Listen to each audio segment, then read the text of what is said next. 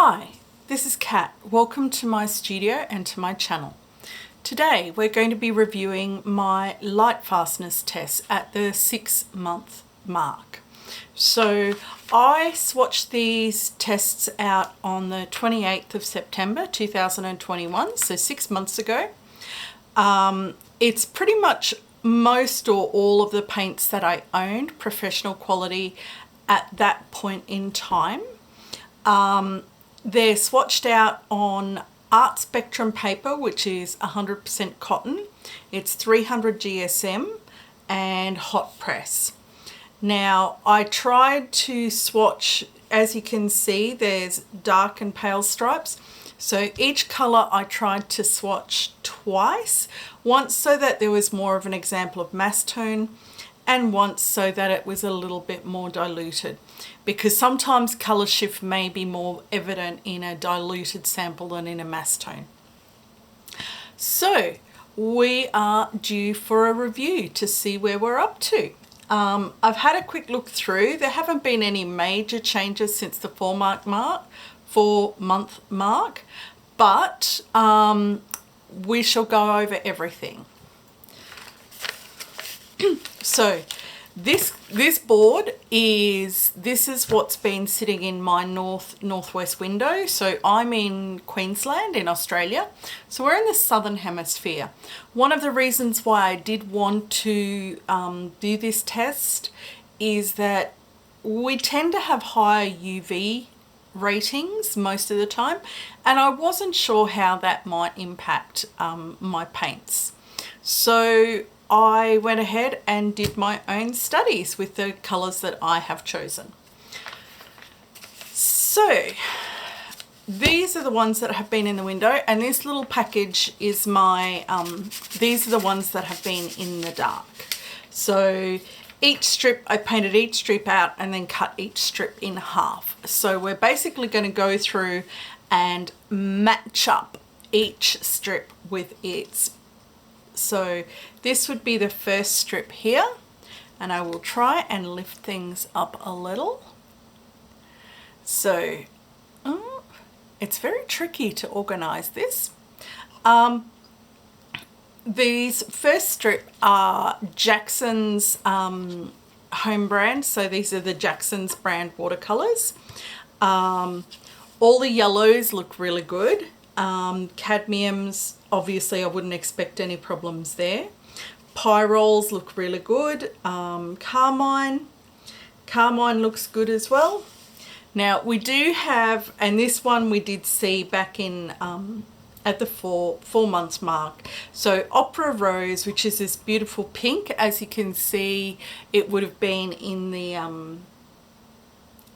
cupboard, whereas in the window this is really faded. So we've lost that fluorescent, and that's to be expected. This paint is actually made up of a pigment plus a fluorescent dye, and that fluorescent dye expires in UV light. So that's an expected result. Beautiful color. It doesn't mean you shouldn't use it. It's just a color that you probably should reserve for work that goes in journals, or maybe scanned digitally, or work that's maybe more ephemeral, you know, on cards, or, you know, things that are a little bit fun and less, you're probably not going to keep as long. Our permanent magentas, quin purples, all of these look good. Sometimes it's a little bit tricky.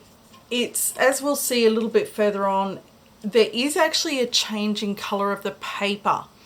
I could probably, so the back of the paper probably shows, I don't know if it'll show up on camera so well, but the sun has certainly bleached the paper that's been in the window.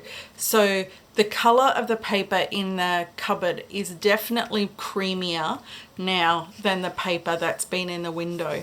And I sometimes think that may have an impact on how the color is perceived for the pigment. So our next lot, I'm just trying to make sure everything's in screen. So our violets through the blues, through the greens, and into some of the earth tones. Now again here, there's no, I can't see anything that's got a problem. All of them seem to be very consistent with their colours. I can't see any transition of colours or fading or anything like that. So all looking good, which is fabulous news. I like to know that the colours I've been painting with are holding up as they ought. So again, we've just got the last lot of the Jackson's brand paints, and again, all good. No shift in colours, no fading, nothing. So that's excellent news. Now on to the St. Petersburg White Nights. Now these are pan colours. So these are colours I've generally had for a little while. Let's see.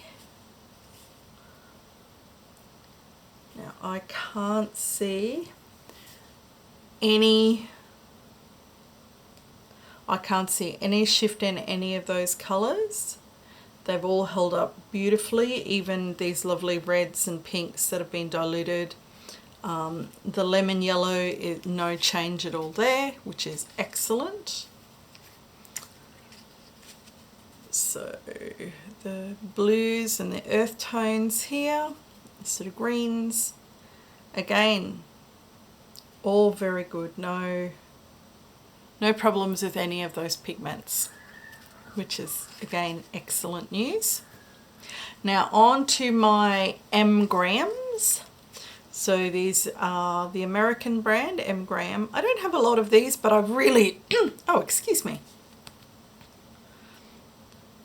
a little bit of tea for my throat. Okay, back to it. So these are M gram paints. What I did notice when I was swatching out was just how much smoother I was able to get these to lay down. Lovely, lovely paints to work with. One of my absolute favorite brands. Again, I can see absolutely no variation in the colors. Everything's looking really, really solid with these, which is excellent news. And the last couple of M grams.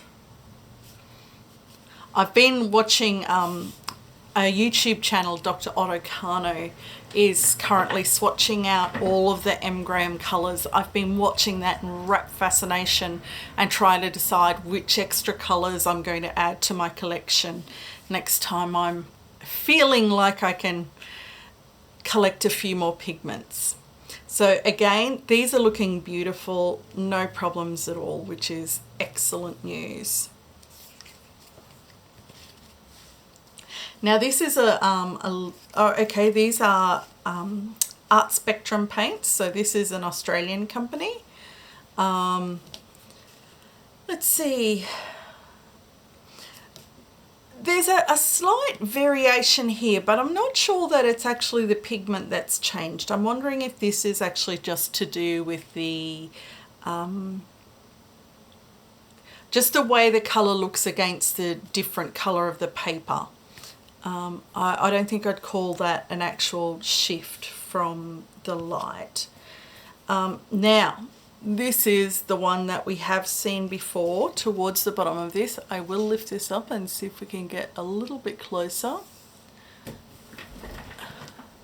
Now, as we can see with this one, there's a significant colour shift here, both in mass tone and on the diluted, and that's my Schmincke Prussian blue. It did not hold up to UV in my window at all. This change was evident very, very early on. It doesn't seem to have become worse over time, but it did shift very rapidly. So it sort of faded out to this color and really hasn't changed over time. So I will be probably reluctant to use a Prussian blue on my palette as something that would get hung on the wall. I might try getting some dot cards or something with some other brands just to try them as well. But from my perspective at this point, I don't think that I will use Prussian blue in my my general palette at this point. I mean, perfect for my urban sketching and journal work and that sort of thing. Rightio, on to, this is a bit of a mixed bag of Daniel Smith colours. So there's some that are Kuretake, so we don't know exactly what pigments are in them, and a few other odds and ends. Now the one that is of interest, and again I'll try and lift this up and get a little bit closer, is this is the Moon Glow. Now there has been fading on this one. With the one that's been in the cupboard, you can definitely see sort of the pinky red from the PR177, and in the window that red has significantly faded, almost completely out. Noticeable really only in the dilution, not really in the mass tone. Now, it hasn't been a rapid fade. It's not really dramatic. It still leaves a beautiful grey, but you just lose that little reddish glow that it had. So something that I will be aware of if I use that colour in the future. It doesn't mean I won't use it, but I'll just be aware that it is probably going to shift somewhat, particularly in the diluted form. But all others look pretty good to me. Can't see any problems. So that's a few more, some Sennelier. Again, no problems. And then on to my Roman Szmal. I just love this brand, so affordable, so many single pigments. I just can't say enough about them. So how have they stood up to the Lightfastness? Well, all my yellows and oranges actually look really good. Oh, is that a slight? Again, I'm not sure about this. This could just be the way that the white orange is a little tricky, because this looks a bit creamier on the paper and this is a whiter paper. Maybe that's got something to do with it. Not very dramatic, but unfortunately our PR177, we have had a little bit of fading there, both in mass tone and the dilution. So the one that was in the cupboard, again I will try and lift this up a little bit and we'll see if we can see it a little bit clearly. So there is a little bit of color shift here, and that's consistent with what we're seeing with like the Moon Glow. This is the same pigment that has faded in it, and we can see in the mass tone there is a bit of shift. So it's just lost that little ping of intensity, and even in the diluted, again, the sample that was in the cupboard is just a little bit brighter and more intense than the diluted version.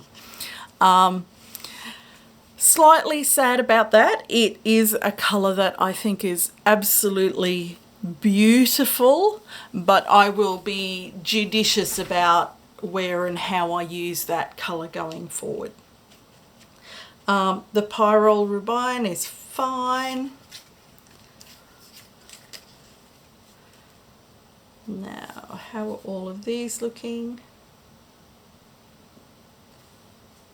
Okay, the violets, the shadow violet, that's not a problem. All of the blues are lovely. Quin red is fine. Now the greens and the earth tones. Again, I can't see. There's no problems with any of them.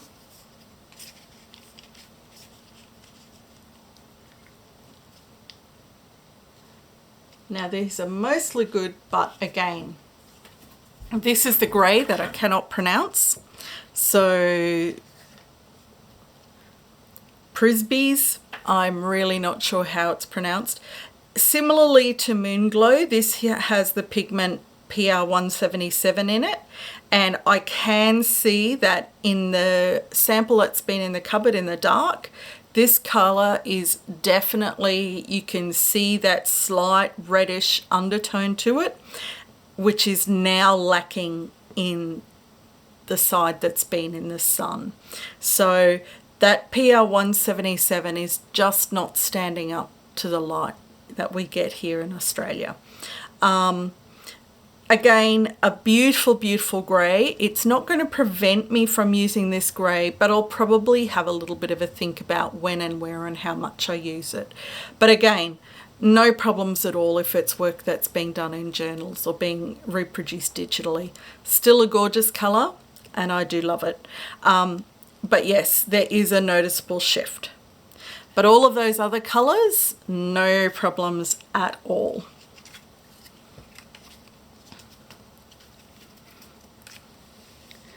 Now, and then that's the last little strip of, again, no problems. And I think again the Potter's Pink just looks a little bit odd, but again I think that that's the difference between the white where the paper's been bleached white as opposed to the slight creamy undertone. Now this lot I'm not hugely surprised about, but it is a little bit disappointing. So these ones are my Kuretakes. Now, as you can see, there is quite a significant degree of fading in the red and the Rose Madder Deep. There is noticeable fading in the Cad Scarlet. I actually think there's a little bit of fading in the Lemon Yellow and the Sap Green. The Viridian and Ultramarine, Yellow, Ochre, Burnt Sienna and Black and White, all fine. But the Indigo as well, that's got some significant fading. So again, Kuretake, they're a beautiful brand. I think that they're an excellent paint, but not a paint that I would consider light fast in general, and it will definitely be saved to work for work that will be either kept in journals or is reproduced digitally. But a really, really beautiful color range that they have, but unfortunately not light fast and certainly not within Australian standards. So that is the colors that I have at the moment. Now what I have, this will show you how we're going to go about this. I have drawn up a new sheet and I'm going to swatch out the colors that I have collected in the last 6 months, and we will start a new batch of pigments for Lightfastness testing today. So these colors will get their first 6 months will be over our winter. It'll be interesting to see what changes I see. My original Lightfastness test, I will keep these going for at least 12 months. So these are going to go back in the window and I'll just keep this going and see whether or not anything else changes. So I'm going to swatch these out. I'll try and record this all, but I'll probably just post it as a like a time-lapse, a sped-up version. It's not exactly exciting and I don't think I'll talk my way through what we're doing. So essentially all I'm going to do is a fairly heavy stripe and a diluted of each colour. So I have pre-labelled everything, so I'm all ready to go. And it shouldn't take me too long to get through. But anyway, if you enjoy watching that sort of thing, I'll try and post this one up in maybe a week or two's time. So I hope you found that helpful. If you've had any experience with Lightfastness testing, particularly in Australian conditions, let me know what sort of results you had. Were any of these results surprising to you? Were there pigments that you expected to see more change in, or are there pigments that you would like me to specifically talk about? I might see about putting a link to a list of all of the colors that I've tested, so that I've really only spoken about the ones that have changed. And I'll try and put a list somewhere. I will indicate that either in the comments below, so that if you want to investigate further and see if any of your favorite pigments have been tested, you'll be able to consult that list. Okay then, it was lovely to spend time with you again. As usual, comments, suggestions, have a chat in the comments. Otherwise, like, subscribe, share this channel. Hope to chat with you later. Bye.